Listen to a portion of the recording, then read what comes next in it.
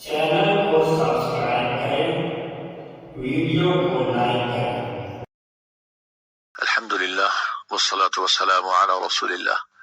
सामीन मोहतरम, पिछले हफ्ते आपने पारा नंबर 14 सूरह अन-नहल आयत नंबर 75 था आयत नंबर 97 की तिलावत, तर्जुमा और मुख्तसर खुलासा आपने समाअत फरमाया। पहली आयतों में जो 75 और 76 नंबर आयत है, अल्लाह ताला ने दो मिसालें जिक्र की है कि जो माबूदे बातिला है, जो लोग उनकी इबादत करते हैं, तो जिस तरह एक गुलाम है जिसके पास कोई इख्तियार नहीं है, न वो खर्च कर सकता है, न वो खुद अपनी मर्जी से काम करता है, उसका कोई इख्तियार नहीं है। दूसरा वो आदमी है कि जिसके पास सब कुछ है, इख्तियार भी है, दौलत और जायदाद भी है, खजाने भी है, अपनी मर्जी से जब चाहे दिन रात उसको खर्च करते। क्या ये दोनों बराबर है? फरमाया गया सब अल्हम्दुलिल्लाह, ये दोनों बराबर नहीं है। अल्लाह का शुक्र इस पर अदा करना चाहिए कि उसने ईमान की दौलत हमें अता की। आगे मिसाल एक और बयान किया जाता है जो सिफात के हवाले से, कि एक आदमी है जो सिफात के हवाले से बहरा, गूंगा है, अपाहज है, वो कोई काम ठीक से कर भी नहीं सकता, और अगर कभी काम के लिए चला भी जाए तो आका के लिए वो सही काम भी नहीं कर सकता, बल्कि उनका बिगाड़ देता है। और दूसरा वो आदमी है जो तंदुरुस्त है, तवाना है, बासलाहियत है, खुद भी सिरात मुस्तकीम पर है और दूसरों को भी सिरात मुस्तकीम पर चलने की दावत देता है। तो क्या ये दोनों बराबर है? ये दोनों कभी बराबर नहीं है। लिहाजा माबूदान बातिला की मिसाल उस बहरे और गूंगे जैसी है कि जो न चल सकता है, न फिर सकता है, न सुन सकता है, न उसका कोई इख्तियार है।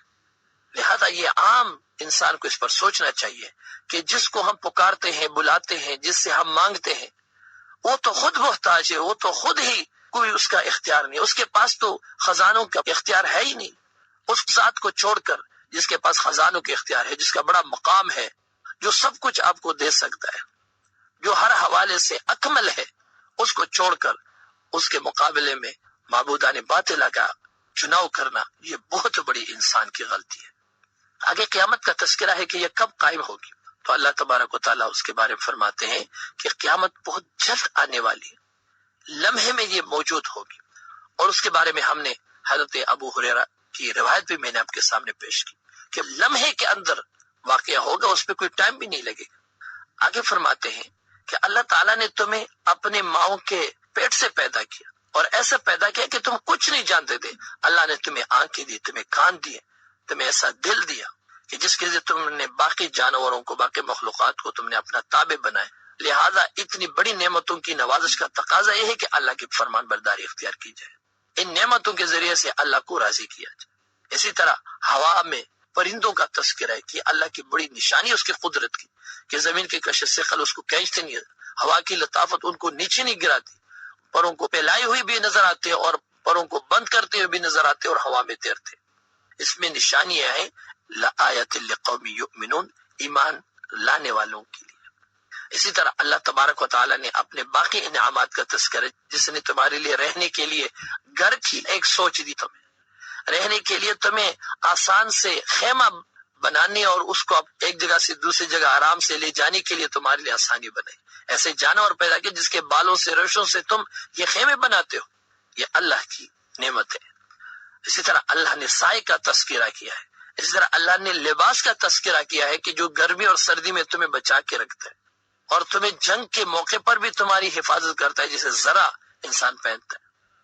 फिर आगे अल्लाह ताला अपने पैगंबर को इरशाद फरमाते, तुम्हारे ऊपर सिर्फ पहुंचाना है। ये अल्लाह की नेमतों को जानते हुए भी, पहचानते हुए भी अगर ये मुंह मोड़ते हैं तो तुम्हारा काम है सिर्फ पहुंचाना। आप पहुंचा के रहिए।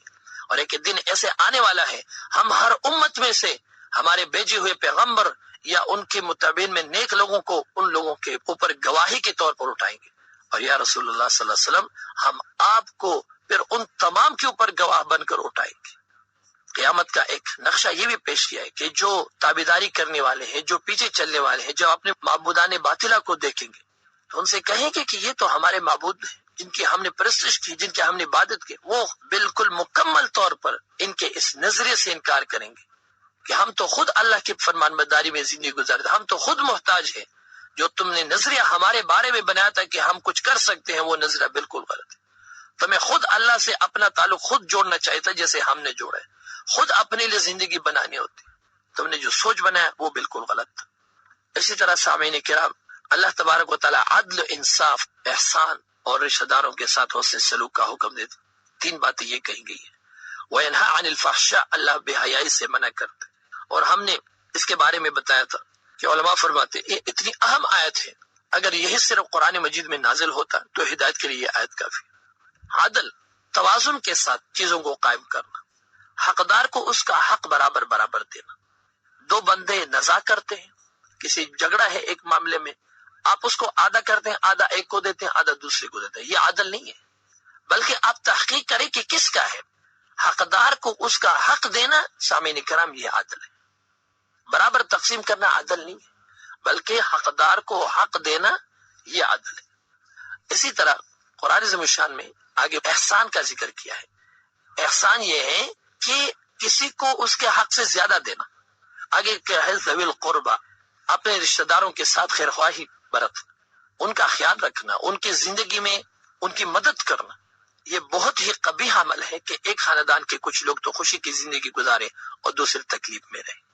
اسی طرح اس آیت میں بے حیائی سے روکا گیا ہے.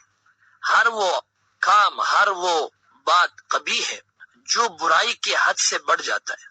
مثال کے طور پر برہنگی ہے، عریانی ہے، خواہشات کو غیر طریقوں سے پورا کرنا ہے، محرمات سے نکاح ہے، کسی پر تہمت لگانا، گالیاں دینا، پوشیدہ جرائم کی تشہیر کرنا. ایسے فلمیں اور افسانے جو بے حیائی اور بدکاریوں کو عام کرتا ہے، ایسے فلمیں، ایسے ڈرامے جو عریانی کو ہوا دیتا ہے، ایسے تصاویر جو معاشرے میں بے حیائی کو فروغ دیتا ہے، یہ ساری فاحش کام ہے. وہ لٹریچر، وہ سٹیج ڈرامے، وہ سارے جس سے معاشرے میں بے حیائی بڑھتی ہو، لوگوں کے اعمال خراب ہوتے ہو. منکر سے مراد وہ گناہ ہے جس کو شریعت نے واضح حکم دیا ہو کہ اس سے اپنے آپ کو بچاؤ. اور اس طرح بغی کا ذکر ہے کہ اپنے حق سے زیادہ وصول کرنا، یہ بھی بغی ہے. یا اپنے خواہشات کو پورا کرنے کے لیے حد سے تجاوز کرنا، قانون شکنی کرنا، دست درازی کرنا، یہ سارا بغی میں شامل ہے. پھر آگے عہد کے حوالے سے بتایا گیا ہے کہ اپنے عہد کی پاسداری کرو. اور عہد آپ نے دنیاوی کسی کام کے لیے کیا ہے یا دینی کسی کام کے لیے کیا ہے، لہذا کوئی بھی دینی اور دنیاوی مصلحت عہد توڑنے کے برابر نہیں ہو سکتی. اگر پوری دنیا عہد کو توڑنے کے لیے دیا جا رہا ہو لیکن اس کو نہ توڑا جائے، اس کے بدلے میں اللہ نے بہت کچھ تیار کر کے رکھا ہے مومنین کے لیے. جو اپنے عہد کی پاسداری کرتے ہیں، اس کو توڑتے نہیں ہیں اور جمے رہتے ہیں ان اصولوں پر، اللہ نے ان کے لیے فَلَنُحْيِيَنَّهُ حَيَاةً طَيِّبَةً، دنیا کی زندگی بھی خوبصورت بنائیں گے، آخرت کی زندگی بھی انشاءاللہ ان کے لیے خوبصورت بنائیں گے. تو سامعین، یہ تھا آج کا ہمارے دروس کا خلاصہ. اللہ سے دعا ہے کہ قرآن مجید کے ان خوبصورت اور پاکیزہ احکام کے اوپر ہم سب کو عمل کی توفیق عطا فرما دے. قرآن مجید سمجھنے کے، اس کے لیے وقت نکالنے کے اللہ ہمیں توفیق عطا فرمائے. وآخر دعوانا ان الحمدللہ رب العالمین.